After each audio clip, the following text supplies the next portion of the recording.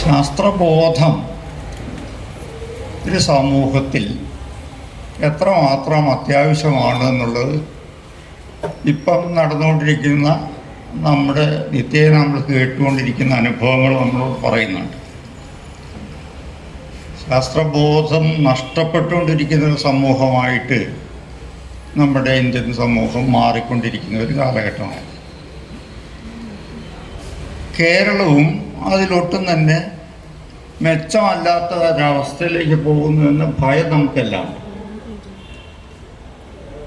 സാധാരണഗതിയിൽ ലോകത്തെല്ലാം നമ്മൾ മുമ്പ് കണ്ടിട്ടുള്ളത് ആളുകൾ വിദ്യാഭ്യാസം നേടുകയും അങ്ങനെ ശാസ്ത്രത്തിലൊക്കെ അറിവ് നേടുകയും ചെയ്യുമ്പോൾ സ്വാഭാവികമായിട്ടും ശാസ്ത്രബോധം വളരുകയും അന്ധവിശ്വാസങ്ങളൊക്കെ കുറയുകയും ഒക്കെ ചെയ്യുന്ന അനുഭവമാണ്. അത് യൂറോപ്പൊക്കെ നമുക്കറിയാം, നമ്മുടെ ഇന്ത്യയേക്കാൾ മോശമായിരുന്നു ഒരു കാലത്ത്. ഇന്ത്യയൊക്കെ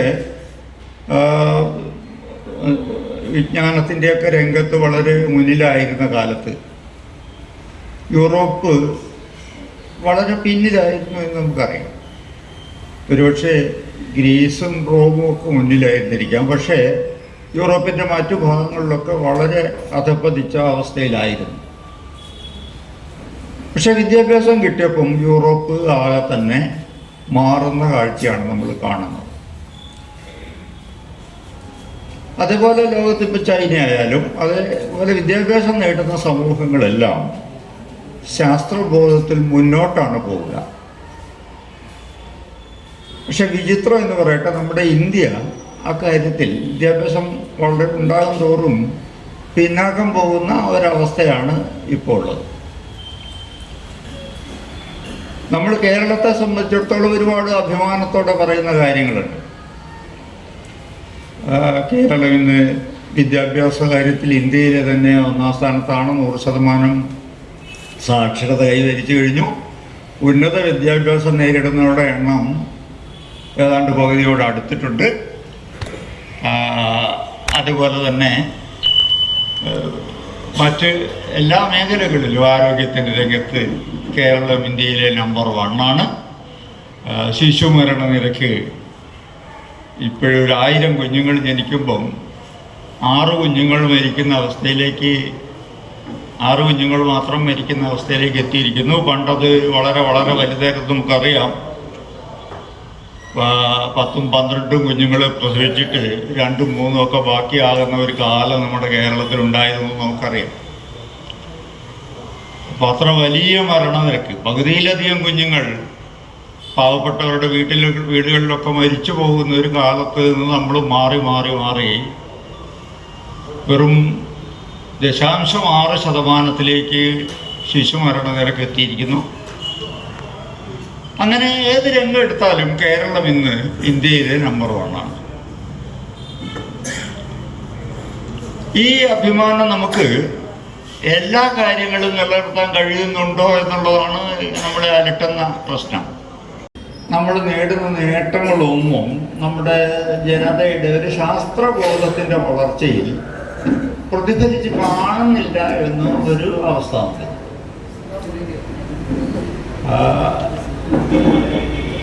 നിത്യേന വന്നുകൊണ്ടിരിക്കുന്ന വാർത്ത അങ്ങനെയുള്ളതാണ്. മദ്യപാനത്തിന് വിധേയമായിക്കൊണ്ടിരിക്കുന്നു, മയക്കുമരുന്നുകൾക്ക് അടിമപ്പെട്ടുകൊണ്ടിരിക്കുന്നു, രാഷ്ട്രീയമായ വിദ്വേഷമാണ്, മത്സരം എന്നതിനൊക്കെ കഴിഞ്ഞ് പണ്ട് കാലത്ത് എല്ലാ കാലത്തും രാഷ്ട്രീയത്തിൽ മത്സരങ്ങളുണ്ട്. പക്ഷേ അതിൻ്റെ ആ സംവാദാത്മകതയൊക്കെ പോയിട്ട് ശത്രുതയിലേക്ക് നീങ്ങുന്ന രീതിയിൽ അത് മാറിക്കൊണ്ടിരിക്കുന്നു. ഇത്തരം മാറ്റങ്ങളൊക്കെ നമ്മുടെ സമൂഹത്തിൽ വന്നുകൊണ്ടിരിക്കുകയാണ്.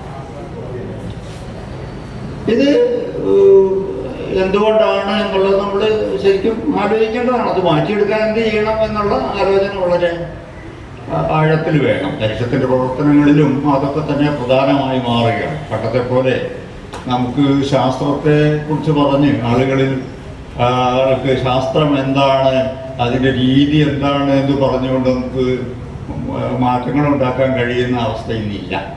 ശാസ്ത്രത്തിൻ്റെ രീതി അറിയാഞ്ഞിട്ടൊന്നുമല്ല, ആളുകളൊക്കെ ശാസ്ത്രം പഠിക്കുന്നുണ്ട്, ഒരുപാട് ശാസ്ത്രം പഠിക്കുന്നുണ്ട്.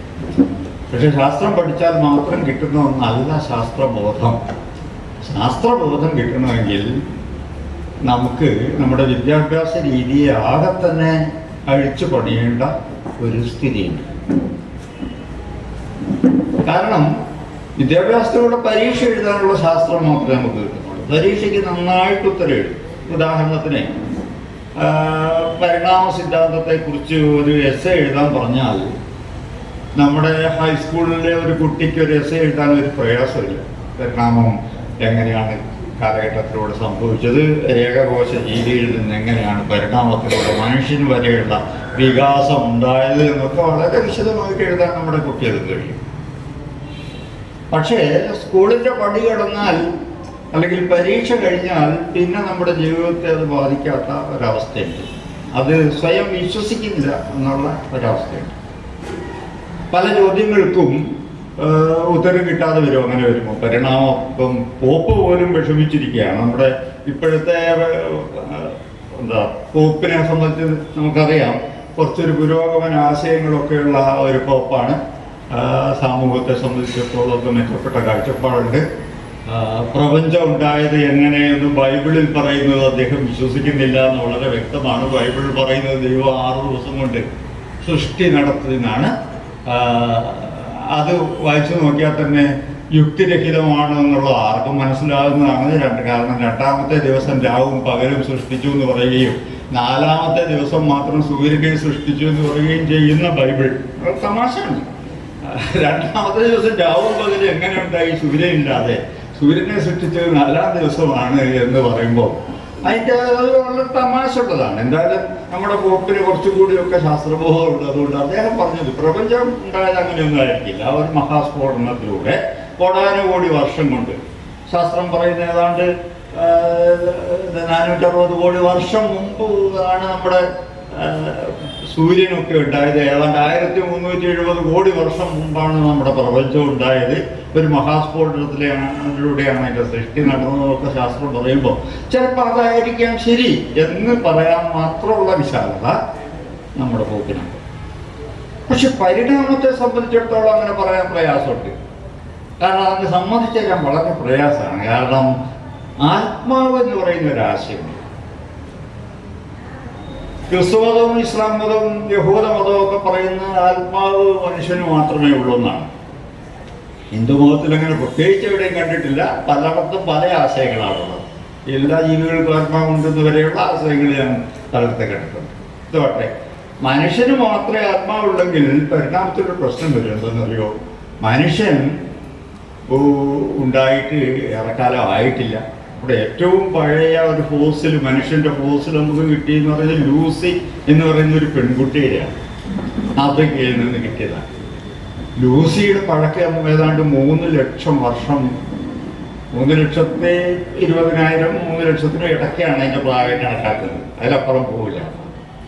അപ്പോൾ ഒരു 3 ലക്ഷം വർഷം മാത്രമേ മനുഷ്യൻ ഉണ്ടായിട്ടുള്ളൂ. പക്ഷെ ഒരു 300 കോടി വർഷമായി പരിണാമത്തിൻ്റെ വിവിധ ഘട്ടങ്ങളിലൂടെ ജീവൻ കടന്നുപോയിക്കൊണ്ടിരിക്കുകയാണ്.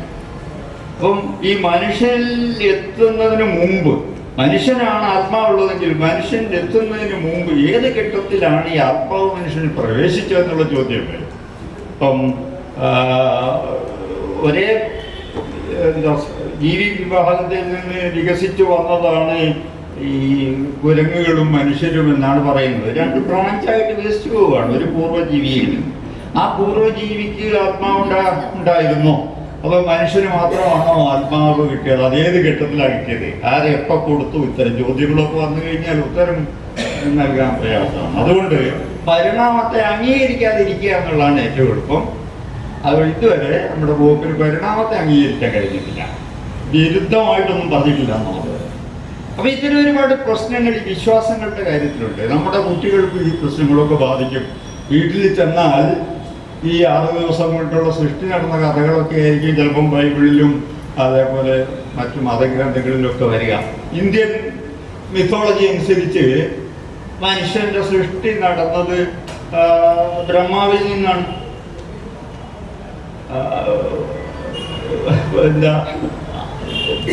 ബ്രഹ്മാവിൻ്റെ സൃഷ്ടിയിൽ മറ്റു ജീവികളുടെ സൃഷ്ടിയെക്കുറിച്ചൊന്നും പറയുന്നില്ല. അത് ബ്രഹ്മാവിൻ്റെ പേരുപേരിൽ നിന്ന് ഉണ്ടായി വന്ന ദേവനാണ് ബാക്കി പല ജീവികളെയും സൃഷ്ടിച്ചതെന്നൊക്കെയാണ് പറയുന്നത്.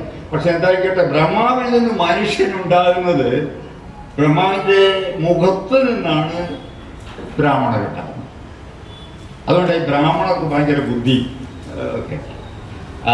ബാഹുക്കളിൽ നിന്ന്, കൈകളിൽ നിന്നാണ് ക്ഷത്രിയരുണ്ടായത്. അതുകൊണ്ട് അവർ ഭരണാധികാരികൾ ആയിരിക്കുന്നു. അവർക്ക് നല്ല അവരാണ് യുദ്ധം ചെയ്യേണ്ടതും ഭരിക്കേണ്ടതും ക്ഷത്രിയരവരാണ്. അങ്ങനെ ബ്രാഹ്മണരും ക്ഷത്രിയരും മുഖത്തു നിന്നും ബാഹുക്കളിൽ നിന്ന്, കൈകളിൽ നിന്നും ഉണ്ടാകും. ഊരുക്കളിൽ നിന്ന്, തുടകളിൽ നിന്നാണ് വൈശ്യരുണ്ടായത്. അവരുടെ പ്രധാന ധർമ്മം എന്ന് പറയുന്നത് കച്ചവടവും വ്യാപാരവും കൃഷിയും അങ്ങനത്തെ പരിപാടികളൊക്കെയാണ്. പലിശയ്ക്ക് കടം കൊടുക്കലും ഒക്കെയാണ് അവരുടെ ചുമതല ആയിട്ട് നിർവഹിച്ചിരിക്കുന്നത്. കാൽപാദങ്ങളിൽ നിന്നാണ് ശൂദ്രരുണ്ടായത്. ബ്രഹ്മാവിന്റെ കാൽപാദങ്ങളിൽ നിന്ന് ശൂദ്രരുണ്ടായ നീച ജന്മങ്ങളാണ്. നീചജന്മം തന്നെയാണ് പറയുന്നത്. മനുസ്മൃതി വായിച്ചാൽ നമുക്ക് കാണാൻ കഴിയും. മനുസ്മൃതിയിൽ വളരെ കൃത്യമായിട്ട് ഇതെങ്ങനെയാണ് ഉണ്ടായത്, ഓരോരുത്തരുടെയും ധർമ്മം എന്താണെന്നൊക്കെ കൃത്യമായി പറയുന്നുണ്ട്. നമ്മുടെ ഇന്ത്യയുടെ ഭരണഘടനയാണോന്ന് പലരും പറഞ്ഞുകൊണ്ടിരിക്കുന്ന ഒരു സാധനമാണ് ഈ മനുസ്മൃതി. ഇന്ത്യ ഭരണഘടന ഉണ്ടാക്കിയപ്പം പല വിദേശ ഭരണഘടനയൊക്കെ റഫർ ചെയ്തൊക്കെ മികച്ച ഭരണഘടന നമ്മൾ ഉണ്ടാക്കിയെന്നൊക്കെ അഭിമാനം കൊള്ളുമ്പോഴും അത് വളരെ മോശമായിപ്പോയി എന്നാണ് RSS പോലെയുള്ള സംഘടനകളൊക്കെ ഇപ്പോഴും പറഞ്ഞുകൊണ്ടിരിക്കുന്നത്. കാരണം ഇന്ത്യയുടെ ഭരണഘടനയുടെ അടിസ്ഥാനം എന്തായിരിക്കണം? അത് മനുസ്മൃതി ആയിരിക്കണം. പ്രാചീന കാലം മുതലേ ഭരണവ്യവസ്ഥയുടെ അടിസ്ഥാനം അതാണ്. അപ്പോൾ ഈ മനുസ്മൃതി അനുസരിച്ച് മനുഷ്യരിങ്ങനെയാണ് ഉണ്ടാകുന്നത്. 4 കൂട്ടര്, 4 വർണ്ണങ്ങൾ, 4 ബ്രഹ്മാവിൻ്റെ 4 ഭാഗങ്ങളിൽ നിന്നാണ് ഉണ്ടായിരുന്നത്. അവരുടെ ചുമതലയുണ്ട്. പൂജകൾ നടത്തുക, കർമ്മങ്ങൾ നടത്തിക്കുക, ദാനം ചെയ്യുക, ദാനം സ്വീകരിക്കുക, ഇങ്ങനെയുള്ള കർമ്മങ്ങളൊക്കെയാണ് ബ്രാഹ്മണർക്കുള്ളത്. ക്ഷത്രിയർക്കാണെങ്കിൽ യുദ്ധം ചെയ്യുക, ഭരിക്കുക, അവർക്ക് കൊണ്ട് ദാനം കൊടുക്കലും പോലെയുള്ള കർമ്മങ്ങളുണ്ട്. ഇതൊക്കെയാണ് അവരുടെ ധർമ്മം. വ്യാപാരികൾ വ്യാപാരം നടത്തുക, കൃഷിയൊക്കെ നടത്തുക എന്നുള്ളതാണ് വൈശ്യരുടെ ധർമ്മം. അതൊക്കെ വളരെ കൃത്യമായിട്ട് ഉപയോഗിച്ചിട്ടുണ്ട്. പക്ഷേ ഈ ശൂദ്രൻ എന്ന് പറഞ്ഞ വിഭാഗത്തിൽ ഒറ്റ ചുമതലയേ ഉള്ളൂ.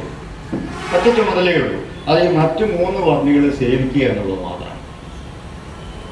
അവർക്ക് വേണ്ട എല്ലാ സൗകര്യങ്ങളും എല്ലാ സഹായങ്ങളും ചെയ്യാം. അത് അസൂയയില്ലാതെ ചെയ്യണമെന്ന് പ്രത്യേകം എടുത്ത് പറയുന്നു. ഒരസൂയയില്ലാതെ, ഒരാഗ്രഹവും ഇല്ലാതെ ആ കാര്യങ്ങൾ ചെയ്യണം. അപ്പം ഇങ്ങനെ 4 വർണ്ണികൾ. ബാക്കിയുള്ളവർ ഈ ശൂദ്രരുടെ താഴെയുള്ള ഒരു വിഭാഗങ്ങളുണ്ട് ഇന്ത്യയിൽ. പഞ്ചമർ എന്ന് പൊതുവിൽ വിളിക്കുന്ന ദളിതരും ആദിവാസികളും പിന്നെ അങ്ങനെയുള്ള പല പറയരുന്നൊക്കെ പറയുന്ന പഴയ വിഭാഗങ്ങൾ, ഏറ്റവും നീചരായിട്ടുള്ള ആളുകൾ. അവരെവിടെ നിന്നാണ് ഉണ്ടായത് എന്നൊന്നും ഇവിടെ പറയുന്ന പോലുമില്ല. അവരൊന്നും ദൈവത്തിങ്കിൽ നിന്നുണ്ടായതല്ല. പക്ഷെ ഇത് വിശ്വസിക്കുന്ന ആളുകൾ ഇന്ന് ഇന്ത്യയിലുണ്ട് എന്നുള്ളതാണ് സത്യം. ഈ കേരളത്തിൽ എത്ര ഉണ്ടെന്ന് എനിക്കറിയില്ല, ഉണ്ടാവില്ല, വളരെ കുറവായിരിക്കും. പക്ഷെ ഇന്ത്യയിൽ ഈ സൃഷ്ടികഥ വിശ്വസിക്കുന്ന ആളുകളുണ്ട്. അവര് പല ചോദ്യങ്ങളും ചോദിക്കുന്നില്ല എന്നുള്ളതാണ്. ഉദാഹരണത്തിന് ലോകത്തിൽ 800ഓളം കോടി മനുഷ്യരുണ്ട്. 800ഓളം കോടി മനുഷ്യരുള്ളവരിൽ ഈ 4 വർണ്ണികളിൽപ്പെട്ട ഒരാളെ എത്ര വരും? ഒരു 70 കോടി താഴെയുണ്ട്. ഞാൻ ഏതാണ്ട് ഒരു കണക്ക് നോക്കി. 800 കോടിയോളം മനുഷ്യരുള്ളതിൽ 70 കോടി മനുഷ്യരെ മാത്രമേ ബ്രഹ്മാവ് സൃഷ്ടിച്ചുള്ളൂ. ബാക്കിയുള്ളവരൊക്കെ ആര് സൃഷ്ടിച്ചു, എങ്ങനെ സൃഷ്ടിക്കപ്പെട്ടു, ഇതൊന്നും തന്നെ ഇത് പറയുന്നില്ല. പക്ഷേ നമ്മുടെ ആളുകൾക്ക് ഇതാണ് വിശ്വാസം. ഈ സൃഷ്ടികഥയിൽ വിശ്വസിക്കുകയാണ്. അതനുസരിച്ച് നമ്മൾ ജീവിക്കണം. അതാണല്ലോ സനാതന ധർമ്മം. സനാതന ധർമ്മം എന്ന് പറഞ്ഞത് കേൾക്കുമ്പോൾ നമുക്ക് നല്ലതായിട്ട് തോന്നും. എല്ലാ കാലത്തേക്കുള്ള ധർമ്മ വ്യവസ്ഥയാണത്. പക്ഷെ ധർമ്മം എന്ന വാക്കുകൊണ്ട് ഉദ്ദേശിക്കുന്നത് അവനവൻ ചെയ്യേണ്ട കർമ്മങ്ങൾ ചെയ്ത് ജീവിക്കുന്നതാണ്. അവനവൻ ചെയ്യേണ്ട കർമ്മങ്ങൾ ഞാനീ പറഞ്ഞതൊക്കെയാണ്. ഓരോരുത്തരും ചെയ്യേണ്ട കർമ്മം. അതിൽ ശൂദ്രൻ ചെയ്യേണ്ട കർമ്മം മറ്റുള്ളവരെ സേവിക്കുക എന്നുള്ളത് മാത്രമാണ്. അപ്പൊ ഇങ്ങനെ നമ്മുടെ ജീവിതക്രമത്തെ ചിട്ടപ്പെടുത്തുന്നതാണ് സനാതനധർമ്മം. അതിനെ ചോദ്യം ചെയ്തതിന്റെ പേരിലാണ് ഇവിടെ ഇപ്പം ബഹളം ഉണ്ടായിക്കൊണ്ടിരിക്കുന്നത്. നമുക്ക് അറിയാം, ആദ്യം ചോദ്യം ചെയ്ത് ഇപ്പോഴുള്ള ആളുകളും നല്ല പഴയ പെരിയോർ രാമസ്വാമി നായ്ക്കർ മുതൽ ഇങ്ങോട്ടുള്ളവർ ചോദ്യം ചെയ്തിട്ടുണ്ട്, തീ കത്തിച്ചിട്ടുണ്ട്, ഇത് മനുസ്മൃതി കത്തിച്ചിട്ടുണ്ട്, ഒക്കെ ചെയ്തിട്ടുണ്ട്. പക്ഷെ അന്ന് അതിനെ എതിർക്കാൻ വേണ്ടത്ര ശക്തി ഉണ്ടായിരുന്നില്ല കൂട്ടർക്ക്. ഇന്ന് മനുസ്മൃതി എതിർത്ത് കഴിഞ്ഞാൽ അത് ഇന്ത്യയുടെ സാംസ്കാരിക തനിമയെ ചോദ്യം ചെയ്യലാണെന്ന് പറഞ്ഞ് ബഹളം ഉണ്ടാക്കുന്ന നമ്മുടെ പ്രധാനമന്ത്രി അടക്കമുണ്ട്. ദയാനിധി സ്റ്റാലിൻ എന്ന് പറയുന്ന നമ്മുടെ തമിഴ്നാട്ടിലെ ഉപമുഖ്യമന്ത്രി ആയിട്ടുള്ളതാണ്. അദ്ദേഹം ഈ ഇതിനെ നശിപ്പിക്കണം, ഈ സനാതനധർമ്മം എന്ന് പറയുന്നത് മനുഷ്യവിരുദ്ധമാണ് എന്ന് പറഞ്ഞതിൻ്റെ പേരിൽ പ്രധാനമന്ത്രി തന്നെയാണ് ഇന്ത്യയുടെ സംസ്കാരത്തെയാണ് ഇയാൾ ചോദ്യം ചെയ്യുന്നത് എന്നും പറഞ്ഞ് ബഹളം ഉണ്ടാക്കി. അടുത്ത കാലത്ത് നമ്മുടെ മുഖ്യമന്ത്രിയും പറഞ്ഞു സനാതനധർമ്മം ശരിക്ക് ഒരു മനുഷ്യ സംസ്കാരത്തിന് യോജിച്ചതല്ല എന്ന് പറയുന്നതിൻ്റെ പേരിൽ അദ്ദേഹത്തെയും ഭത്സിക്കുന്ന അവസ്ഥ നമ്മുടെ കേരളത്തിലുണ്ട്. അപ്പം ഇതാണ് നമ്മുടെ രാജ്യത്തിൻ്റെ ഇന്നത്തെ അവസ്ഥ. ഇന്ത്യയുടെ ഈ പൊതു അവസ്ഥയോളം തന്നെ നമ്മുടെ കേരളം പുറകോട്ട് പോയിട്ടില്ലെങ്കിലും ഒരുപാട് അന്ധവിശ്വാസങ്ങളൊക്കെ നമ്മുടെ നാട്ടിലും വളർന്നുകൊണ്ടിരിക്കുകയാണ്. നമുക്ക് ചിന്തിക്കാൻ കഴിയാത്ത കാര്യങ്ങളാണ് ഇപ്പം നടന്നുകൊണ്ടിരിക്കുന്നത്.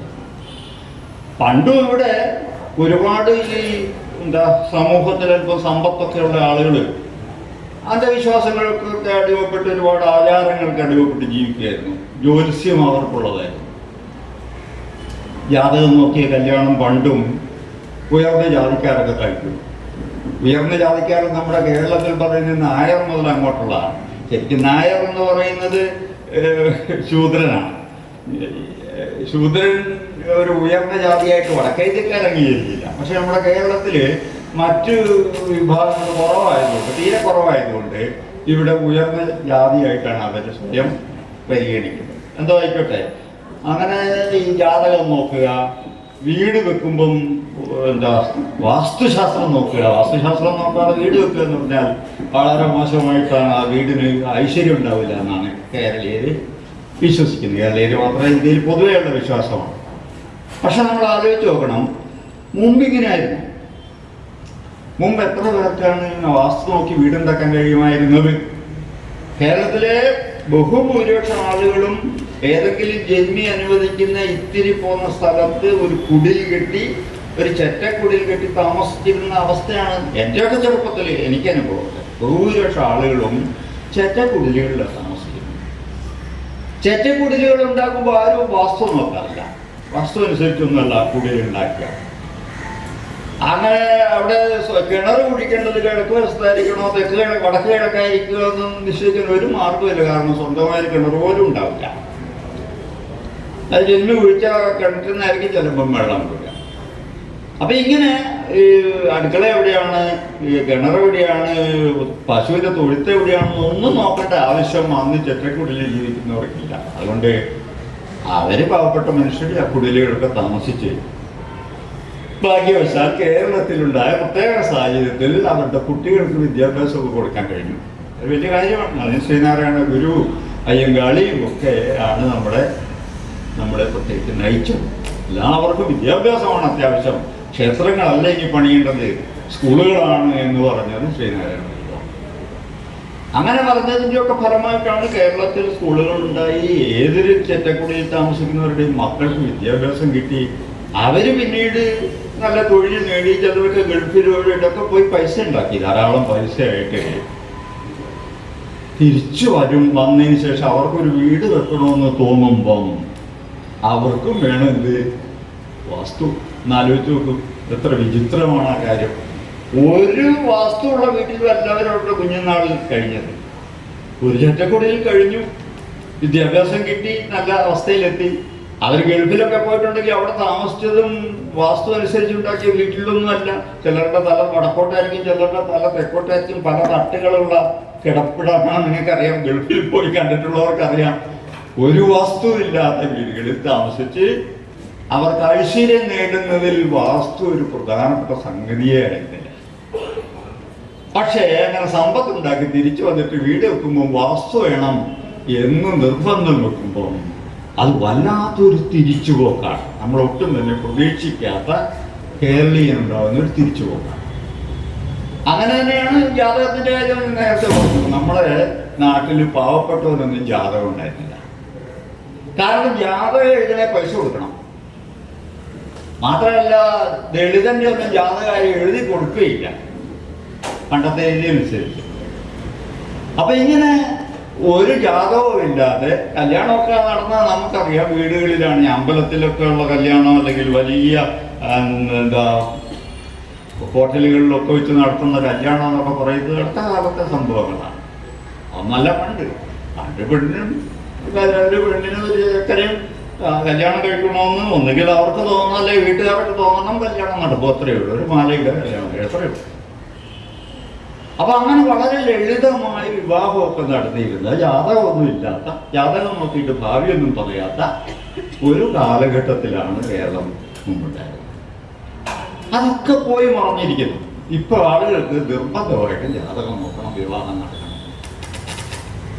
ഇത് ഒരു നല്ല മാറ്റമാണെന്ന് നമുക്ക് ഒരിക്കലും തന്നെ പറയാൻ കഴിയില്ല. കാരണം ഈ ലോകത്ത് ഏറ്റവും കൂടുതൽ സഞ്ചരിക്കുന്ന ആളുകളാണ് ലോകത്തിന്റെ എല്ലാ ഭാഗത്തും എത്തിയ ആളുകളാണ് മലയാളികൾ. ലോകത്തിൽ എല്ലാ ഭാഗത്തും എന്താ സംഭവിക്കുന്നത് കണ്ടു മനസ്സിലാക്കേണ്ടതാണ് മലയാളികൾ. നമ്മളാരും മനസ്സിലാക്കുന്നത് അവിടെയുള്ള വിശാലമായ റോഡുകളെ കുറിച്ചും വാഹനങ്ങളുടെ സ്പീഡിനെ കുറിച്ചും അവിടുത്തെ എയർ കണ്ടീഷനുള്ള മികച്ച കെട്ടിടങ്ങളെ കുറിച്ചും ഒക്കെ മാത്രമാണ്. അവരുടെ ജീവിത രീതി എങ്ങനെയുള്ളത് നമ്മൾ ശ്രദ്ധിക്കുന്നില്ല. ലോകത്ത് വേറെ എവിടെയും വാസ്തു നോക്കി ആരും വീടുണ്ടാക്കുന്നില്ല. വാസ്തു ഇല്ലാതെ വീടുണ്ടാക്കിയിട്ട് ഒരു യൂറോപ്പിൻ്റെയും വീട് തകർന്ന് വീഴുന്നില്ല, ഐശ്വര്യം ഇല്ലാതായി പോകുന്നില്ല. ജാതകം നോക്കിയിട്ടല്ല അവിടെ കല്യാണം. ജാതകം നോക്കാതെ കല്യാണം നടത്തിയിട്ട് ഈ ലോകത്ത് ആർക്കും ഒരു അപകടവും സംഭവിക്കുന്നില്ല. ചൈനയിലൊന്നും ആരും ജാതകം നോക്കി വിവാഹം കഴിക്കുന്നില്ല. എന്നിട്ടും അവിടെ വലിയ കുഴപ്പമൊന്നുമില്ല. ആളുകൾ സുഖമായിട്ട് ഇന്ത്യയേക്കാൾ വേഗത്തിൽ വളർന്നുകൊണ്ടിരിക്കുന്ന ഒരു സമൂഹമാണ്. ഇന്ത്യയുടെ എത്രയോ ഇരട്ടി വേഗത്തിലാണ് അവർ പുരോഗമിച്ചുകൊണ്ടിരിക്കുന്നത്. നമ്മളിതെല്ലാം നോക്കിയിട്ടും മുന്നേറുന്നതിൻ്റെ പരിമിതി നമ്മൾ അനുഭവിച്ചുകൊണ്ടിരിക്കുകയാണ്. പട്ടിണി മാറുന്നില്ല. വളരെ കൃത്യമായിട്ട് നമ്മൾ ജാതകം നോക്കുന്നുണ്ട്, വാസ്തു നോക്കുന്നുണ്ട്, എല്ലാം നോക്കുന്നുണ്ട്. ഇതാണ് നമ്മുടെ ഇന്ത്യയുടെ അവസ്ഥ. അതിനിടയ്ക്ക് ഇങ്ങനെ അന്ധവിശ്വാസങ്ങൾ ബോധപൂർവം പ്രചരിപ്പിച്ചുകൊണ്ടിരിക്കുന്ന ഒരു ഭാഗത്ത് പ്രാചീന ഇന്ത്യ മഹത്തായ ഇന്ത്യയായിരുന്നു എന്നാണ് സ്ഥാപിക്കാൻ ശ്രമിക്കുന്നത്. പ്രാചീന ഇന്ത്യയിൽ എന്തൊക്കെ ഉണ്ടായിരുന്നു? വിമാനങ്ങൾ ഉണ്ടായിരുന്നു എന്ന് പറയുന്ന ആളുകൾ, ശാസ്ത്രജ്ഞന്മാരെന്ന് അവകാശപ്പെടുന്ന ആളുകൾ, മുംബൈയിൽ വെച്ച് നടന്ന ശാസ്ത്ര കോൺഗ്രസ്സിൽ, ഇന്ത്യയുടെ ശാസ്ത്ര കോൺഗ്രസ്സിൽ ശാസ്ത്രജ്ഞന്മാർ എല്ലാ കൊല്ലം ഒന്നിച്ചേരുന്ന ഇടമാണ്. ഇപ്പം കുറേ ആയിട്ടത് വേണ്ടാന്ന് വെച്ചിരിക്കുകയാണ് നമ്മുടെ സർക്കാർ. എന്തായാലും ഇതിനു മുമ്പ് മുംബൈയിൽ വെച്ച് നടന്ന ശാസ്ത്ര കോൺഗ്രസ്സിൽ അവതരിപ്പിച്ച ഒരു പേപ്പർ അനുസരിച്ച് ഇന്ത്യയിൽ പണ്ട് വിമാനങ്ങൾ നിർമ്മിച്ചിരുന്നു. ഭരദ്വാജ മഹർഷി എന്ന് പറയുന്ന ഒരു മഹർഷി. ഭരദ്വാജ മഹർഷി വിമാനങ്ങൾ ഉണ്ടാക്കിയിരുന്ന, എങ്ങനെയാണെന്ന് വിമാനം ഉണ്ടാക്കിയതിൻ്റെ ചിത്രമൊക്കെ ഉണ്ട്. അതിൻ്റെ ആ വിമാനങ്ങളുടെ പ്രത്യേകത ഇന്നത്തെ പോലെ ഒന്നുമല്ല. ഇന്നത്തെ നമ്മുടെ വിമാനം നേരെ മുകളിലേക്ക് കയറിയിട്ട് മുന്നോട്ടേ പോകുള്ളൂ. പക്ഷെ അന്നത്തെ വിമാനം ഇടത്തോട്ടും വലത്തോട്ടും ഒക്കെ പോകാൻ കഴിവുള്ള, അന്യഗ്രഹങ്ങളിലേക്കും പോകാൻ കഴിവുള്ളൂ എന്നാണ് അദ്ദേഹം അവകാശപ്പെട്ടത്. അന്യഗ്രഹങ്ങളിലേക്ക് വിമാനത്തിന് പോകാൻ കഴിയില്ല എന്നുള്ളത് സാമാന്യ ബുദ്ധിയുള്ളവർക്ക് അറിയാം. കാരണം വായു ഉണ്ടെങ്കിലേ വിമാനത്തിന് പറക്കാൻ കഴിയും. ഇവർ 50 കിലോമീറ്ററിന് അപ്പുറം പോയി കഴിഞ്ഞാൽ പിന്നെ വായു നേർത്ത് പിന്നെ ഇല്ലാണ്ടാവും. 1000 കിലോമീറ്റർ കഴിഞ്ഞാൽ പിന്നെ ഭൂമിക്ക് അപ്പുറം വായുവില്ല. അപ്പൊ എങ്ങനെ അന്യഗ്രഹങ്ങളിലേക്ക് പോകും? ആ ചോദ്യമൊന്നും ആരും ചോദിച്ചില്ല. കാരണം ഇന്ത്യയിലെ ജനങ്ങൾ ചോദ്യം ചോദിച്ച് ശീലിച്ചിട്ടില്ല. ചോദ്യം ചോദിക്കുന്നത് മഹാ തെറ്റാണെന്നാണ് നമ്മുടെ ആളുകൾക്കുള്ള ധാരണ. പ്രത്യേകിച്ചും വലിയ വലിയ ആളുകൾ പറഞ്ഞാൽ പിന്നെ ചോദ്യം ചെയ്യാൻ പാടില്ല. ചോദ്യം ചെയ്യുന്നതിന് വലിയ പാപമാണ്. അപ്പൊ അങ്ങനെ ചോദ്യം ചെയ്യാതെ എന്ത് സ്വീകരിക്കും? വിമാനം ഉണ്ടായിരുന്നു, എന്നിട്ടോ നമ്മളിപ്പോൾ വിമാനം എന്നാ പിന്നെ ആ സാങ്കേതിക വിദ്യ ഉപയോഗിച്ച് നമുക്കിപ്പോൾ ഒന്ന് വിമാനം ഉണ്ടാക്കി കളയാമെന്ന് വിചാരിച്ചാലോ അതിനാരും മുതിരുന്നില്ല. വിമാനം വാങ്ങണേ നമുക്കിപ്പോഴും ഫ്രാൻസിൽ നിന്ന് വിമാനം വാങ്ങണം, അല്ലെ അമേരിക്കയിൽ പോയിട്ട് വിമാനം വാങ്ങണം. ഇതൊക്കെയാണ് നമ്മളിന്ന് ചെയ്തുകൊണ്ട്, അല്ലെങ്കിൽ റഷ്യയിൽ നിന്ന് എനിക്ക് വിമാനം വാങ്ങണം. അപ്പൊ വിമാനത്തിന്റെ സാങ്കേതിക വിദ്യ ഇവിടെ ഉണ്ടായിരുന്നു. അതേപോലെ തന്നെ എന്താ റേഡിയോ കമ്മ്യൂണിക്കേഷനുമായിട്ട് ബന്ധപ്പെട്ട സാങ്കേതിക വിദ്യകൾ നമ്മുടെ രാജ്യത്തുണ്ടായിരുന്നു. ഇവിടെ റോക്കറ്റുകളും ആറ്റംബോംബും ഒക്കെ ഉണ്ടായിരുന്നു. ശ്രീകൃഷ്ണൻ്റെ വജ്രായുധം എന്ന് പറയുന്നത് അത്തരം ആയുധമായിരുന്നു. ഇങ്ങനത്തെ കഥകൾ ഇങ്ങനെ പ്രചരിപ്പിച്ചുകൊണ്ടിരിക്കുകയാണ്. നമ്മുടെ നാട്ടിലെ പശുക്കളുടെ പാലിൽ സ്വർണ്ണമുണ്ട്. ഇന്ത്യൻ പശുക്കളുടെ മാത്രമാണ്. അതായത് ഏറ്റവും തമാശ. പുറത്തുള്ള പശുക്കൾ, വിദേശ പശുക്കളെ വരുത്തിയിട്ട് നിങ്ങൾ പാലളന്നത് ഒരു കാര്യമില്ല. ഇന്ത്യൻ പശുക്കളുടെ പാലിൽ സ്വർണ്ണമുണ്ട് എന്നാണ് കണ്ടെത്തിയിരിക്കുന്നത്. ജുനഗഡ് യൂണിവേഴ്സിറ്റി എന്ന് പറഞ്ഞൊരു യൂണിവേഴ്സിറ്റി ഉണ്ട് എന്താ ഗുജറാത്തിൽ. ജുനഗഡ് യൂണിവേഴ്സിറ്റിയിലെ പ്രൊഫസർ റിസർച്ച് ചെയ്ത് കണ്ടുപിടിച്ചാണ് ഇന്ത്യൻ പശുക്കളുടെ പാലിൽ മാത്രമല്ല അദ്ദേഹം ആദ്യം കണ്ടുപിടിച്ചത് മൂത്രത്തിലാണ്. പശുക്കളുടെ മൂത്രത്തിൽ സ്വർണ്ണമുണ്ടെന്നാണ്. പിന്നെ പാലിലും സ്വർണ്ണമുണ്ടെന്നാണ്. എവിടുന്ന് ഈ സ്വർണ്ണം പശുവിൻ്റെ പാലിൽ വരിക? അതിൻ്റെ സിദ്ധാന്തം എന്താണ്? സ്വർണ്ണം എവിടുന്ന് കിട്ടിയാലേ പശുവിനെ ഉണ്ടാക്കാൻ പറ്റില്ലല്ലോ. അതെങ്ങനെ ഉണ്ടാക്കി? അതിന് തിയറി ഉണ്ടാക്കി ഒരു ബംഗാളിൽ നിന്നുള്ള ഒരു പ്രമുഖനായ വ്യക്തിയാണ് അതിന് തിയറി അവതരിപ്പിച്ചത്. ഒരു MP ആണ്. അദ്ദേഹം പറഞ്ഞത് പശുക്കളുടെ മുതുകത്തൊരു നാഡിയുണ്ട്. ആ നാഡിയിൽ സൂര്യപ്രകാശം ഏറ്റി കഴിഞ്ഞാൽ സ്വർണം സൃഷ്ടിക്കപ്പെടുന്നതാണ് അദ്ദേഹത്തിൻ്റെ തിയറി. ഭയങ്കര രസമാണ്. പശുവിൻ്റെ മുതുകത്തെ നാഡി പ്രത്യേക നാഡിയാണ്. അതിൽ സൂര്യപ്രകാശം ഏറ്റാൽ സ്വർണം ഉണ്ടാവുന്നതാണ്. ഇതെങ്ങനെയാണ് ഉണ്ടാവുക? അദ്ദേഹത്തിന് ഈ ആറ്റത്തിൻ്റെ ഘടന എന്താണ്? ന്യൂക്ലിയസ് എങ്ങനെയാണ് ഒരു തരം ന്യൂക്ലിയസ് മാറ്റുന്നത്? സ്വർണത്തിൻ്റെ ന്യൂക്ലിയസ് എങ്ങനെയാണ് ഉണ്ടായി വരിക എന്ന അത്തരം ചിന്തകളൊന്നും പാടുകയാണ്, അടിച്ചു വിടുകയാണ്. എന്ത് നുണയും ഇന്ത്യൻ ജനതയോട് പറയാം. ഇന്ത്യൻ ജനത എന്തും വിശ്വസിച്ചുകൊള്ളും. പശുവിൻ്റെ പാലിൽ സ്വർണ്ണമുണ്ടെന്ന് പറഞ്ഞാൽ ഒരു പ്രശ്നവുമില്ല. പശുവിനെ കുറിച്ച് വേറൊരു MP പറഞ്ഞത് ഈ ഓക്സിജൻ ശ്വസിച്ചിട്ട് ഓക്സിജൻ തന്നെ പുറത്തു വിടുന്ന അപൂർവ ജീവിയാണ് പശു എന്നാണ്. വേറൊരു ജീവി അങ്ങനത്തേക്ക് പശുവിൻ്റെ പ്രത്യേകതയാണ്. ഓക്സിജൻ ശ്വസിക്കും, ഓക്സിജൻ തന്നെ പുറത്തേക്ക് വിടുന്ന ഒരു ജീവി. നമുക്കൊക്കെ അറിയാം, ആകെ വായുവിൽ 20% ഓക്സിജനുള്ളൂ. അത് ഉള്ളിലേക്ക് എടുത്തു കഴിഞ്ഞാൽ പുറത്തേക്ക് വിടുന്നതിൽ 16% ഓക്സിജൻ ഉണ്ടാവും. 4%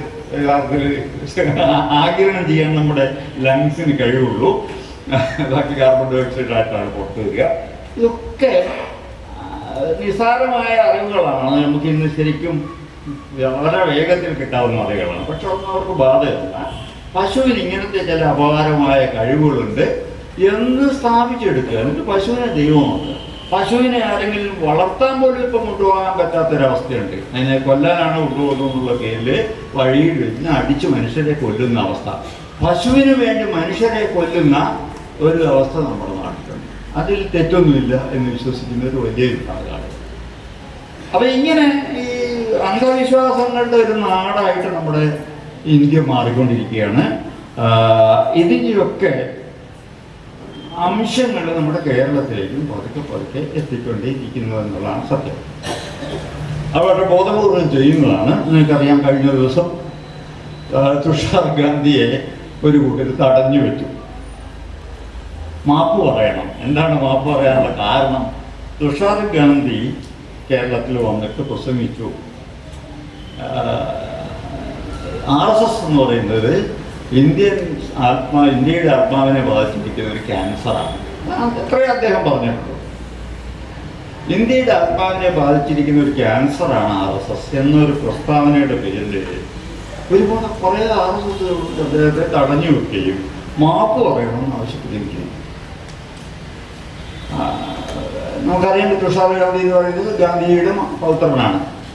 എന്തായാലും ശരി, ഈ അദ്ദേഹം മാപ്പ് പറയാൻ തയ്യാറായില്ല. മാപ്പ് പറയുന്ന പ്രശ്നമില്ല, ഞാൻ ഇനിയും ആക്രമം പറഞ്ഞുകൊണ്ടേയിരിക്കും, RSSനെതിരെ പ്രവർത്തിച്ചുകൊണ്ടേയിരിക്കും എന്ന് അദ്ദേഹം പറയുന്നത്.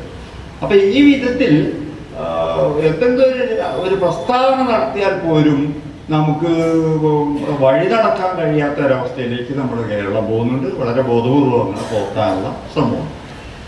നിരവധിയായ അന്ധവിശ്വാസങ്ങൾ, ഞാൻ നേരത്തെ ജാതകത്തെക്കുറിച്ച് പറഞ്ഞു. ഇപ്പം അതിൻ്റെ വിശ്വാസ്യത ഇങ്ങനെ വർദ്ധിച്ചുകൊണ്ടിരിക്കുകയാണ്. തിരുവനന്തപുരം, കൊല്ലം ഭാഗങ്ങളിലൊക്കെ ഒരുപാട് കൊലപാതകങ്ങൾ നടക്കുന്നതിൻ്റെ പേരിലാണ്. അയൽ വീട്ടിലെ നീണ്ട മുടിയുള്ള ഒരു പെൺകുട്ടിയാണ് നിങ്ങളുടെ മുഴുവൻ ദുരിതങ്ങൾക്കും കാരണം എന്ന് ഏതോ ഒരു ജ്യോത്സ്യൻ പറഞ്ഞതിൻ്റെ പേരിലാണ് അവിടെ അയൽവക്കത്തെ ആ കുട്ടിയെയും ആ കുട്ടിയുടെ കുടുംബങ്ങളെയും എല്ലാം കൊന്നത്. നീണ്ട മുടിയുള്ള ഒരു പെൺകുട്ടി അയൽ വീട്ടിലുണ്ട്. അതാണ് നിങ്ങളുടെ ദുരിതങ്ങൾക്ക് കാരണം. അത് ജ്യോത്സ്യൻ ജാതകമൊക്കെ പറഞ്ഞു കൊടുക്കും. പിന്നെ കൊന്നുകളെ. മറ്റൊരു നിങ്ങൾക്കറിയാം, സുന്ദരിയായ ഒരു പെൺകുട്ടി, വളരെ പെരുമാറ്റത്തിലൊക്കെ വളരെ വളരെ നല്ല പെരുമാറ്റമൊക്കെ ഉള്ള ഒരു പെൺകുട്ടി. ആ കുട്ടി ഒരാളെ കല്യാണം കഴിച്ചു. അയാളെ പതുക്കെ പതുക്കെ വിഷം കൊടുത്ത് കുറേ കാലം കൊണ്ട് കൊന്നു. വേറൊരാൾ. എന്താ കാരണം? ജ്യോത്സ്യൻ പറഞ്ഞു, ഒന്നാമത്തെ വിവാഹം നിലനിൽക്കില്ല. ആദ്യത്തെ വിവാഹത്തിന് ശേഷം അത് നടക്കണം. നടന്നിട്ട് ഭർത്താവിൻ്റെ മരണശേഷം രണ്ടാമത്തെ വിവാഹം നിനക്ക് നിലനിൽക്കുള്ളൂ എന്ന് ജാതകം നോക്കി ജ്യോത്സ്യൻ പറഞ്ഞു. അപ്പോൾ പിന്നെ ആദ്യത്തെ ഭർത്താവ് എപ്പോഴെങ്കിലും മരിച്ചിട്ടൊരു കല്യാണം പിന്നെ കഴിക്കാമെന്ന് വിചാരിച്ചിട്ട് നടക്കൂലല്ലോ. യുവത്വമൊക്കെ നഷ്ടപ്പെട്ടു പോകില്ലേ. അതുകൊണ്ട് എന്താ മാർഗം? അയാളെ വേഗം കൊല്ല. അപ്പൊ ആദ്യത്തെ ഒരാളെ കല്യാണം കഴിച്ചു. എന്നിട്ട് പതുക്കെ അയാൾക്ക് ഇങ്ങനെ വിഷം കൊടുത്തു. അയാൾ പോലും അറിയുന്നില്ല. വളരെ സ്നേഹത്തോടെയാണ് പെരുമാറ്റമൊക്കെ. വിഷം കൊടുത്ത് കൊന്നിട്ടാണ് അടുത്ത കല്യാണത്തിന്. എന്തായാലും നമ്മുടെ പോലീസ് അതൊന്നും കണക്കാക്കാതെ പിടിക്കുകയും കോടതി ഒക്കെ ചെയ്യുന്നുണ്ട്. എന്തായാലും കേരളത്തിലെ പോലീസ് എന്നാൽ പിന്നെ ജാതകം പറഞ്ഞാലേ ശരിയായിരിക്കട്ടെ, അത് കുഴപ്പമുണ്ടാക്കേണ്ടെന്ന് വിചാരിച്ചില്ല അവരെന്തായാലും കേസെടുക്കുന്നു. അപ്പൊ ഇങ്ങനെ ഈ അന്ധവിശ്വാസങ്ങൾ നമ്മുടെ സമൂഹത്തിലേക്ക് ഇതൊന്നും ഈ രണ്ട് സംഭവങ്ങൾ മാത്രമേ ഞാൻ പറഞ്ഞുള്ളൂ. നിരവധി വിവാഹമോചനങ്ങൾ ജാതകത്തിന്റെ ഫലമായിട്ടുണ്ടാകുന്നുണ്ട്. കൊലപാതകങ്ങൾ ജാതകത്തിന്റെ ഫലമായി ഉണ്ടാകുന്നു.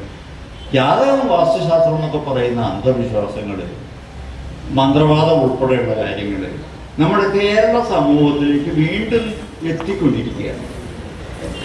ഒരു കാലത്ത് നമ്മൾ ഒഴിച്ചു മൂടി എന്ന് കരുതി അന്ധവിശ്വാസങ്ങളിലൊക്കെ വൻതോതിലുള്ള തിരിച്ചുവരവാണ് നടന്നത്. പേടിക്കണ്ട, അപകടമൊന്നും ഉണ്ടാക്കുന്നില്ല, ബോംബൊന്നല്ല.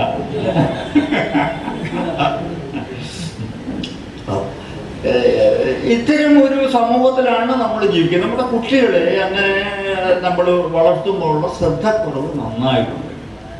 പണ്ടൊക്കെ ആണെങ്കിൽ നമ്മുടെ സമൂഹത്തിൽ നല്ല ഐക്യം ഉണ്ടായിരുന്നു. ഒരു സമൂഹത്തിൽ പ്രശ്നം വന്നാൽ എല്ലാവരും കൂടെ ഇടപെടും. ഒരു ജന്മി ഒരാളെ കുടിയിറക്കാൻ പണ്ട് ശ്രമിച്ചാൽ നമുക്കറിയാം ചുറ്റുമുള്ള ആളുകളെല്ലാം കൂടി അതിനെ തടയും. ഒരു വന്നാൽ പോലും വിടില്ല. കുടിയിറക്കലൊന്നും കേരളത്തിൽ നടക്കാതായിരുന്നു ഒരു കാലഘട്ടത്തിൽ. ആർക്കെങ്കിലും ഒരു വീട്ടിൽ അസുഖം വന്നു കഴിഞ്ഞാൽ പണ്ട് വാഹനമൊന്നും എത്തുമല്ലോ പലയിടത്തും. എവിടുന്നെങ്കിലും ഒരു ചാരി കസേര സംഘടിപ്പിച്ചിട്ട് അതിൽ ഇരുത്തിയിട്ട് ആളുകൾ ചുമന്ന് ഹോസ്പിറ്റലിൽ എത്തിക്കായിരുന്നു. ഈ ഒരു അയൽവക്കം എന്ന് പറയുന്ന ബന്ധമുണ്ട്, സമൂഹത്തിലെ ഈ പരസ്പര ബന്ധം, അത് നമ്മുടെ നാട്ടിൽ നന്നായിട്ടുണ്ടായിരുന്നു. കേരളത്തിന്റെ ഏറ്റവും വലിയ പ്രത്യേകത അതിൻ്റെയായിരുന്നു ഈ സാമൂഹ്യ ബന്ധമായിരുന്നു.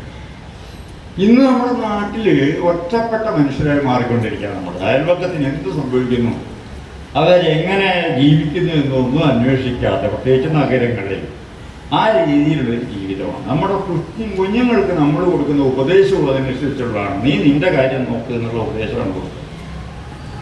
ഓരോ കുട്ടിയും നിന്റെ കാര്യം നോക്കിയാൽ മതി. ഇപ്പം തിരുവനന്തപുരം ഭാഗത്തൊക്കെ കുഞ്ഞുങ്ങള് പ്രത്യേക സ്കൂളുകളിലാണ് അയക്കുക. അവരെഴുതുന്ന ഒരു നോട്ട് അച്ഛനും അമ്മയും കൂടി സഹായിച്ചിട്ടൊക്കെ ആയിരിക്കും പഠിക്കാനുള്ള, പരീക്ഷയ്ക്ക് എഴുതാനുള്ള നോട്ടൊക്കെ തയ്യാറാക്കുക. അത് മറ്റൊരു കുട്ടിക്ക് കൊടുക്കാൻ പാടില്ല. കൊടുത്താൽ ഇവന് ശിക്ഷ. അതൊക്കെ നിനക്കുള്ളതാണ്. നീ നിന്റെ കാര്യം നോക്ക്. നീ നിന്റെ കൂടെ ഇരുന്ന് പഠിക്കുന്ന കുട്ടിയുടെ കാര്യമൊന്നും നീ നോക്കണ്ട. അത് അവരുടെ അച്ഛനമ്മമാർ നോക്കിക്കോളും എന്നുള്ള മട്ടിലാണ് ശ്രദ്ധിക്കുന്നത്. പരീക്ഷയ്ക്ക് പോകുമ്പം ഏതെങ്കിലും ക്ഷേത്രത്തിൽ കൊണ്ടുപോയി പൂജിച്ചിട്ടാണ് പേന കൊടുക്കുക. പരീക്ഷയ്ക്ക് എഴുതുന്ന പെണ്ണ് പൂജയ്ക്ക് കൊടുത്തിട്ടാണ്, പൂജിച്ചിട്ടാണ്. പ്രത്യേകത ഓരോരുത്തർക്കും സ്വന്തമായ ദൈവങ്ങളുണ്ട്. അതാണ് തമാശ. തിരുവനന്തപുരം ഭാഗത്തേക്കൊക്കെ വളരെ പ്രത്യേകതയാണ്. അവനവൻ പൂജിക്കുന്ന പ്രത്യേക ദൈവങ്ങളുണ്ട്. ആ ദൈവങ്ങളെ കൊണ്ട് പൂജിപ്പിച്ചിട്ട് വേണം പരീക്ഷ എഴുതാനുള്ള പെണ്ണ്. ആ പെണ്ണുകൊണ്ട് പരീക്ഷ എഴുതിയാൽ ഗംഭീരാവുന്നതാണ്. നിങ്ങളൊന്ന് ആലോചിച്ച് നോക്കൂ, അതെന്തൊരു ദൈവവിശ്വാസമാണ്. അങ്ങനത്തെ ഒരു ദൈവം എങ്ങനെയുള്ള ദൈവമാണെന്നുള്ളത് ആലോചിച്ച് നോക്കൂ. ഒരു കുട്ടി അതിനേക്കാൾ എത്ര മെച്ചപ്പെട്ട ബുദ്ധിമാന്മാരായ കുട്ടികളെക്കാൾ കൂടുതൽ മാർക്ക് വാങ്ങും. എന്തുകൊണ്ട്? ഈ പേന കൊണ്ട് എഴുതിയതുകൊണ്ട്. അപ്പൊ ആ ദൈവം എങ്ങനെയുള്ള ദൈവമാണ്? ബുദ്ധിമാന്മാരായ കുട്ടികൾക്ക് മേലെ ഈ മണ്ടനെ പ്രതിഷ്ഠിക്കാൻ കഴിയുന്ന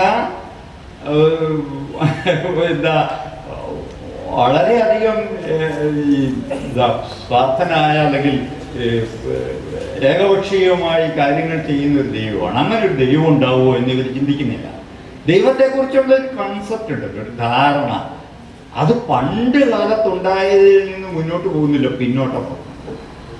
പണ്ട് ദൈവത്തെ സംബന്ധിച്ചിടത്തോളം വളരെ വ്യക്തമാണ് സംഗതികൾ. ഈ പ്രപഞ്ചം എന്ന് പറയുന്നത് ഭൂമിയാണ് അതിൻ്റെ കേന്ദ്രം. ഇതാണ് പണ്ടത്തെ ഭൗതിക ചിത്രം. പ്രപഞ്ചത്തിന്റെ കേന്ദ്രം ഭൂമിയാണ്. ഭൂമി കേന്ദ്രമായ ഇവിടെ ദൈവം ആണ് മനുഷ്യനെയും മറ്റു ജീവികളെയും ഒക്കെ തന്നെ സൃഷ്ടിച്ചത്. മറ്റു ജീവികളെ സൃഷ്ടിച്ചത് ബൈബിളൊക്കെ അനുസരിച്ച്, ബൈബിളും ഖുറാനൊക്കെ അനുസരിച്ച് ഈ മറ്റു ജീവികളെ സൃഷ്ടിച്ചത് മനുഷ്യന് വേണ്ടിയാണ്. മനുഷ്യന് ഇഷ്ടം പോലെ ഉപയോഗിക്കാൻ വേണ്ടിയാണ്, കൊല്ലം തിന്നാൻ ഒക്കെ അതിനുവേണ്ടി സൃഷ്ടിച്ചതാണ്. ഹിന്ദു വിശ്വാസം അനുസരിച്ച് അങ്ങനെയൊന്നും ഇല്ലെങ്കിൽ പോലും ഏറ്റവും പ്രധാന സൃഷ്ടി മനുഷ്യൻ തന്നെയാണ്. അങ്ങനെ ഈ ഭൂമി കേന്ദ്രമായ ഒരു പ്രപഞ്ച ചിത്രം, പ്രപഞ്ചത്തിലെ ഏറ്റവും വലിയ വസ്തു ഒന്ന് ഭൂമിയാണ്. പക്ഷെ ഇന്നത്തെ പ്രപഞ്ച ചിത്രം എന്താണ്? അന്നത്തെ പ്രപഞ്ച ചിത്രം എന്താണ്? ഇന്നത്തെ പ്രപഞ്ച ചിത്രം. അന്ന് ഈ ഭൂമിയെയും അതിലെ കുറെ മനുഷ്യരെ സൃഷ്ടിച്ച ഒരു ദൈവത്തെ മാത്രമേ മനുഷ്യന് കാണാൻ കഴിഞ്ഞിട്ടുള്ളൂ. ആ ദൈവത്തെ ഇന്ന് നമുക്ക് സ്വീകരിക്കാൻ കഴിയും. ഇന്ന് ഈ ഭൂമി എന്ന് പറയുന്നത് ഈ പ്രപഞ്ചത്തിലെ ഒരു പൊട്ടാണ്, ഒരു നീലപ്പൊട്ട്. ഭൂമിയുടെ 1300 ഇരട്ടി ഉണ്ട്. നമ്മളിപ്പോൾ സന്ധ്യയ്ക്ക് മുകളിൽ കാണുന്ന വ്യാഴം എന്ന് പറയുന്നത്. സന്ധ്യയ്ക്ക് നിങ്ങൾ മുകളിലേക്ക് നോക്കിയാൽ കാണും വ്യാഴം 1300 ഇരട്ടി ഉണ്ട് ഭൂമിയുടെ. അതിൻ്റെ അടുത്ത് അപ്പുറത്തെ ശനിയുണ്ട്, 1000 ഇരട്ടിയുണ്ട്. ഭൂമിയുടെ 13 ലക്ഷം ഇരട്ടിയുണ്ട് സൂര്യൻ, 13 ലക്ഷം ഇരട്ടി. സൂര്യനെ പണ്ട് ഭഗവാനായിട്ടാണ് നമ്മൾ കണ്ടിരുന്നത്. എന്തുകൊണ്ടാ? അന്നത്തെ മനുഷ്യനെ അത്രേ കാണാൻ കഴിഞ്ഞുള്ളൂ. ഒരു ഇട്ടായോളം വട്ടത്തിലുള്ള ഒരു ചെറിയ സാധനം ആകാശത്ത്. എന്നിട്ട് അതിൻ്റെ പവർ എന്താ? ഈ ഭൂമിയെ മുഴുവൻ ചുട്ടു വഴിപ്പിക്കാനുള്ള ശേഷി അതിനുണ്ട്. അത്ഭുതപ്പെട്ടു പോകില്ലേ? ഒരു ചെറിയൊരു തളികയോരം വരുന്ന ഒരു സൂര്യൻ എന്ന് പറയുന്ന സാധനം ഈ ഭൂമിയെ ഇങ്ങനെ ചുട്ടു വഴിപ്പിക്കുന്നെങ്കിൽ അതിൻ്റെ ഒരു ശക്തി എന്തായിരിക്കും? തീർച്ചയായിട്ടും അതൊരു ദേവരായിരിക്കും. അങ്ങനെ അന്നത്തെ ആളുകൾ ധരിച്ചതിൽ എന്താ തെറ്റ്? തെറ്റ് പറയാൻ പറ്റില്ല. അത്രയും ശക്തിയുള്ള ഒരു ദേവനാണ് സൂര്യൻ. അതുകൊണ്ട് സൂര്യനെ പൂജിക്കണം, ഭഗവാനായിട്ട് കരുതണം. സൂര്യപൂജ നിർബന്ധമാണ്. അത് അന്നത്തെ കാലത്ത് അത്ഭുതമില്ല. വായു ഭഗവാൻ എപ്പോഴാണ് കൊടുങ്കാറ്റായി മാറുക നമുക്കറിയില്ല. വായു ഭഗവാനെ പൂജിക്കണം, പ്രീതിപ്പെടുത്തണം. അഗ്നിദേവനെ പൂജിക്കണം, പ്രീതിപ്പെടുത്തണം. അതേപോലെ കുറേ ദൈവങ്ങളുണ്ട്. ഇന്ദ്രനാണ് ഏറ്റവും വലിയ ദൈവം അന്നത്തെ. ഇന്ദ്രൻ എന്ന് പറയുന്ന ദൈവം നിങ്ങൾ ഋഗ്വേദം വായിച്ചാൽ നിങ്ങൾക്ക് കാണാൻ കഴിയും. ഋഗ്വേദത്തിലൊക്കെയാണ് ദേവന്മാർ കേട്ടോ. ഇന്ദ്രനാണ് പ്രധാന ദൈവം. അത് കഴിഞ്ഞാൽ പിന്നെ വായു, വരുണൻ, അതേപോലെ തന്നെ സൂര്യൻ, മിത്രൻ, ഇങ്ങനെ കുറച്ച് ദൈവങ്ങളാണ്. ഇന്ന് നമ്മുടെ ദൈവങ്ങളായിട്ടുള്ള ശിവനോ വിഷ്ണുവോ ഒന്നും തന്നെ അന്നത്തെ ഇതിലില്ല, കൃതികളിലില്ല. അതൊക്കെ പിന്നീട് വന്ന ദൈവങ്ങളാണ്. ഈ ദൈവത്തിൻ്റെ പരിണാമം തന്നെ നമ്മൾ പഠിക്കേണ്ടതാണ്. വളരെ രസമാണ്. ദൈവം ഇങ്ങനെ മനുഷ്യ സമൂഹത്തിൽ ഇങ്ങനെ മാറി മാറി വരുന്നൊരു സങ്കല്പമാണ്. പഴയ ദൈവങ്ങളൊന്നും ഇന്നില്ല. ഇന്ന് ആരെങ്കിലും ഇന്ദ്രനെ പൂജിക്കുന്നുണ്ടോ?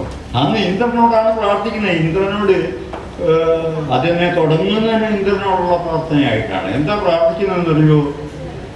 അങ്ങ് ഞങ്ങളുടെ അടുത്ത് വരണം, അങ്ങേക്കായിട്ട് ഞങ്ങളിവിടെ ഏറ്റവും മികച്ച മൂരിക്കുട്ടിനെ കൊന്ന് മാംസം റെഡിയാക്കിയിട്ടുണ്ട്, ഏറ്റവും നല്ല മദ്യം റെഡിയാക്കി വെച്ചിട്ടുണ്ട്. ഇതൊക്കെയാണ് പ്രാർത്ഥന. അങ്ങ് എന്താണ് ഞങ്ങൾക്ക് തരേണ്ടത്? അങ്ങ് കൊള്ളയടിച്ച നഗരങ്ങളിൽ നിന്നുള്ള ഒരുപാട് വിഭവങ്ങളുണ്ട്. മുപ്പത് അന്നത്തെ ഒരു ഇവരുടെ നേതാവാണ്. മറ്റു നഗരങ്ങൾ പോരുന്ന വഴിക്കുള്ള നഗരങ്ങളൊക്കെ കൊള്ളയടിച്ചിട്ടാണ് വരിക. നഗരങ്ങൾ കൊള്ളയടിക്കുമ്പോൾ സ്ത്രീകളെയൊക്കെ കൊള്ളയടിക്കും.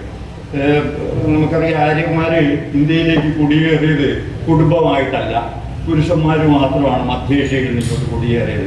പോരുന്ന വഴിക്കുള്ള എല്ലാ പ്രദേശങ്ങളിലെ ആക്രമിച്ച് കീഴടക്കിക്കൊണ്ട് അവിടുത്തെ സ്ത്രീകളെയൊക്കെ തട്ടിയെടുത്ത് അവിടുത്തെ സ്വത്ത് പശുക്കളെയൊക്കെ പിടിച്ചടക്കിക്കൊണ്ടാണ് യാത്ര. അതിൻ്റെ എല്ലാ ലക്ഷണവും നമുക്ക് ഇന്ദ്രനോടുള്ള പ്രാർത്ഥനയിൽ കാണാം.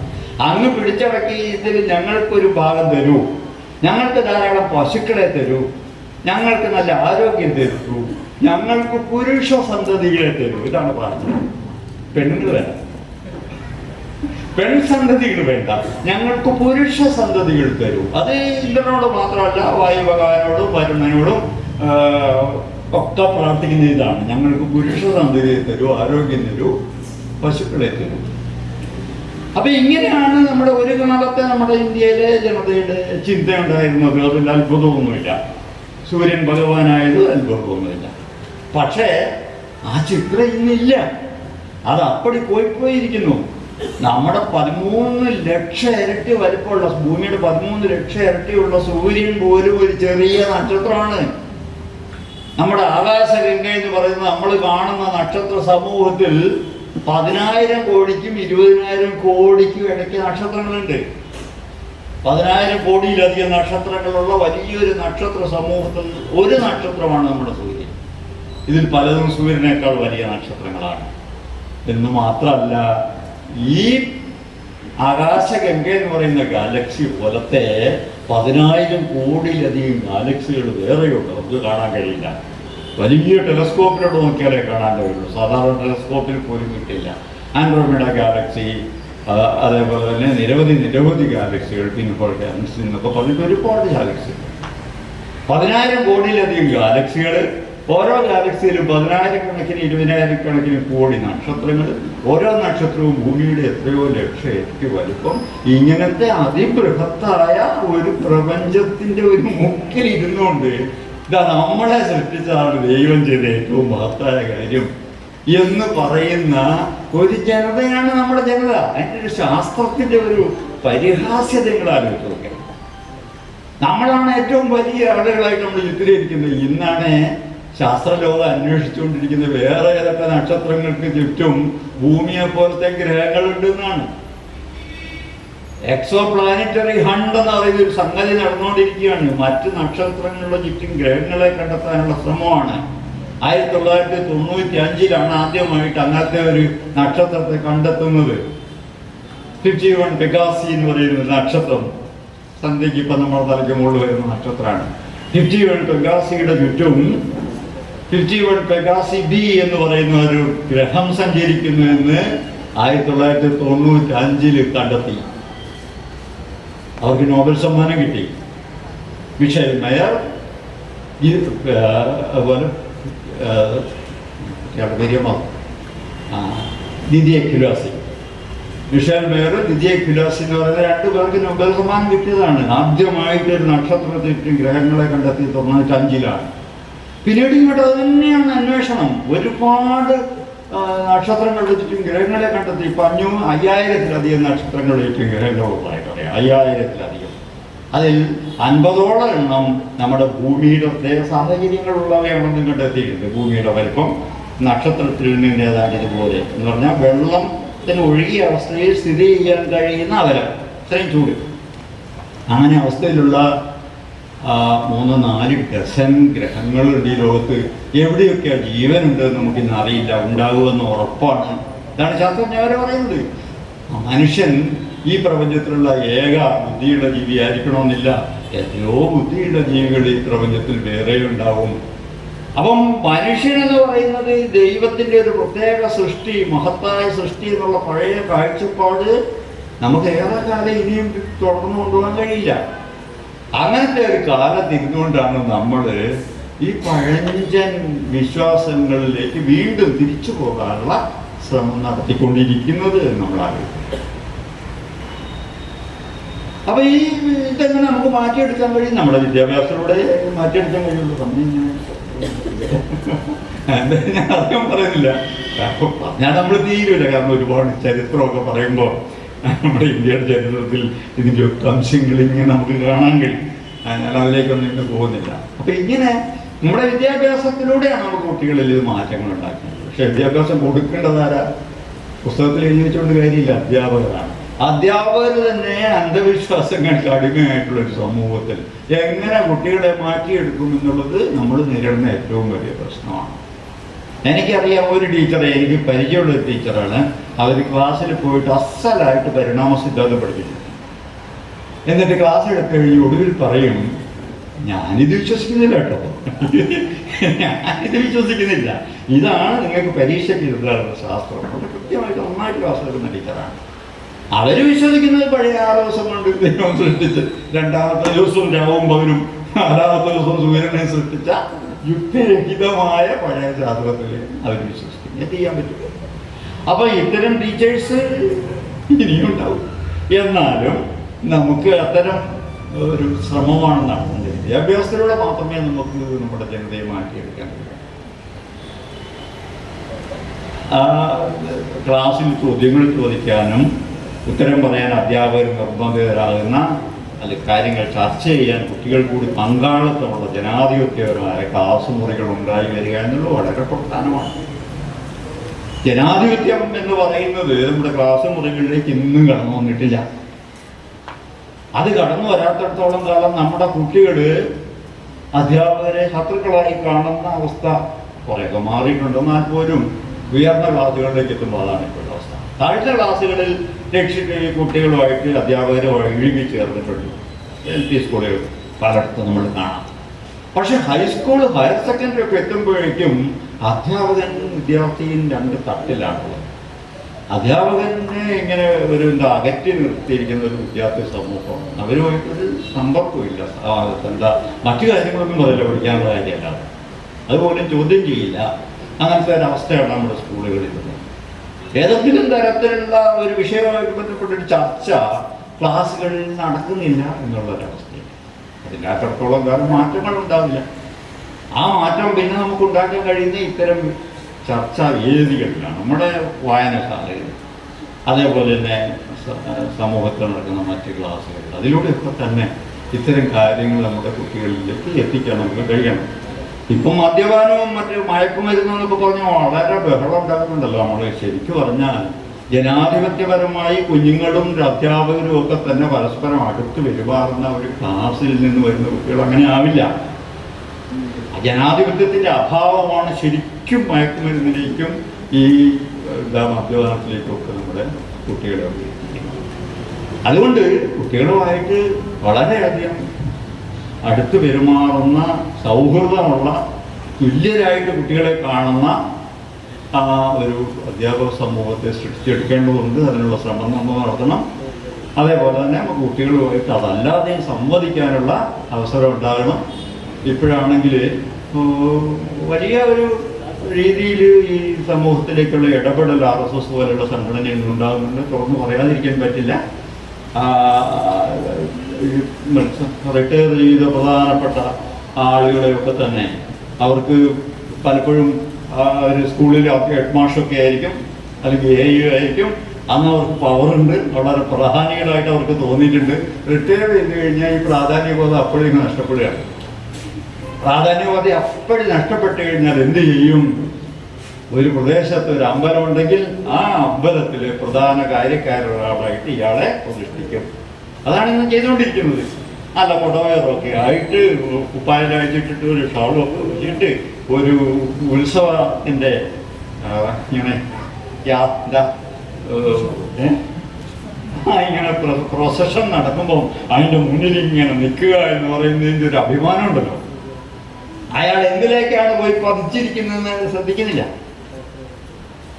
അന്ധവിശ്വാസങ്ങളുടെ ആഴത്തിലേക്കാണ് പോയി പതിച്ചുകൊണ്ടിരിക്കുന്നതെന്ന് അറിയാതെ ഈ അമ്പലത്തിൻ്റെ പ്രൊസഷൻ്റെ മുന്നിൽ എഴുന്നള്ളിച്ചു പോകുന്ന ഒരുപാട് അധ്യാപകർ നമ്മുടെ നാട്ടിലുണ്ട്.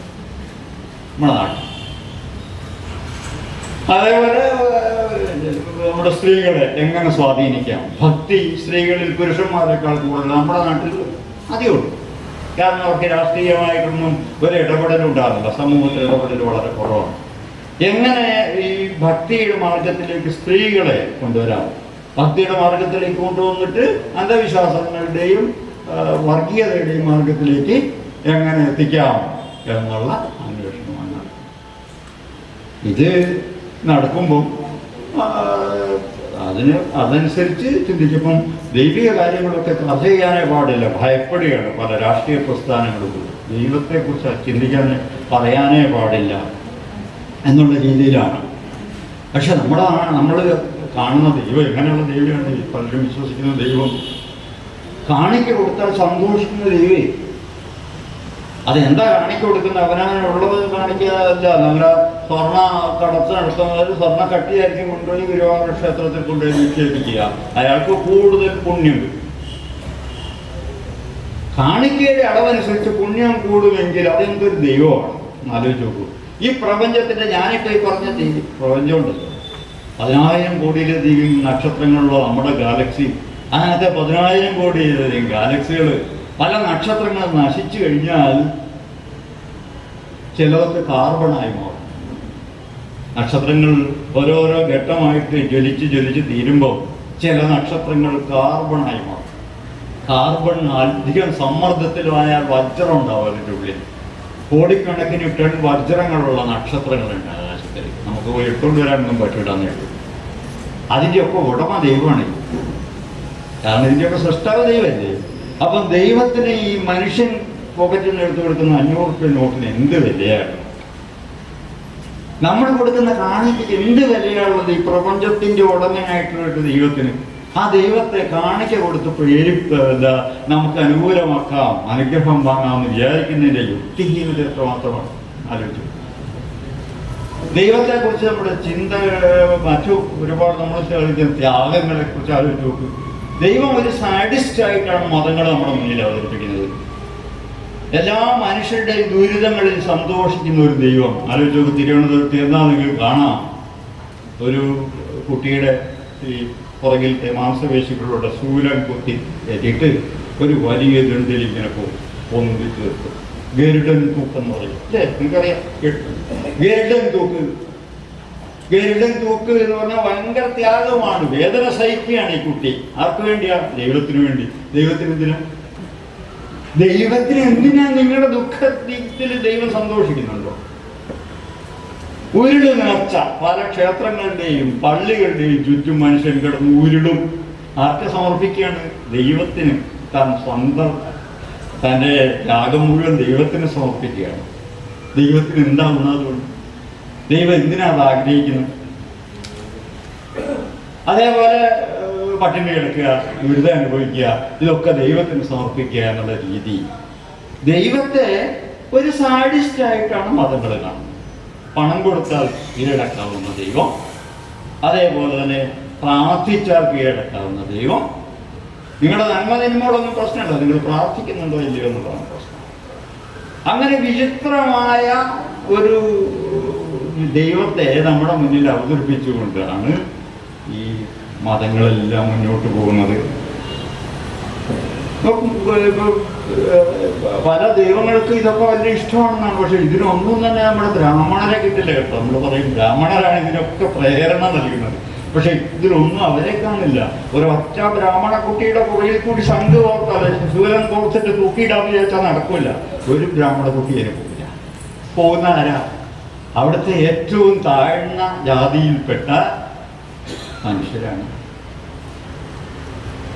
അധികം ഒന്നുകിൽ ശൂദ്രനായിരിക്കും, അല്ലെങ്കിൽ ദളിതനായിരിക്കും, ഏതെങ്കിലും പഞ്ചവനായിരിക്കും അധികം ഉണ്ടാവുക.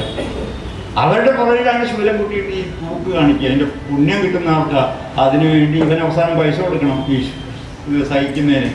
ആ പൈസയൊക്കെ കൊടുക്കുന്ന പണക്കാരനായിട്ടുള്ള ഒരാളവിടെ ഉണ്ടാവും. അയാളാണ് ഇതിൻ്റെ പുണ്യം മുഴുവൻ അയാൾക്ക് കിട്ടുമെന്നാണ് വിശ്വാസം. അതേപോലെ ഉരുൾ നേർച്ച നടത്താൻ ഒരു ബ്രാഹ്മണ കുട്ടിയും വരാറില്ല.